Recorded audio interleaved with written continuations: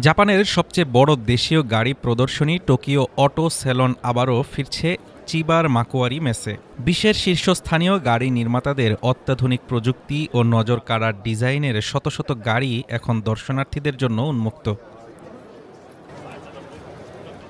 প্রদর্শনী জুড়ে দেখা যাচ্ছে ক্লাসিক গাড়ির নান্দনিক বাগ থেকে শুরু করে ভবিষ্যৎমুখী আধুনিক মডেল। নতুন প্রজন্মের গাড়িতে গুরুত্ব দেওয়া হয়েছে প্রযুক্তি, নান্দনিকতা ও অভিনব কনসেপ্ট।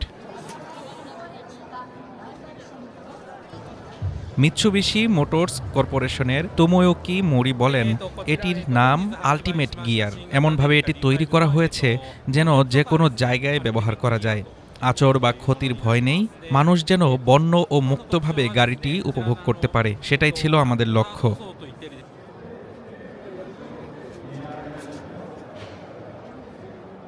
অন্যদিকে সুজুকি তাদের DR-Z4S মডেলে ব্যবহারিকতার চেয়ে কল্পনা ও নতুনত্বকে প্রাধান্য দিয়েছে। জনপ্রিয় গেম জগৎ থেকে অনুপ্রাণিত এই নকশা দর্শনার্থীদের বিশেষ আকর্ষণ কেড়েছে।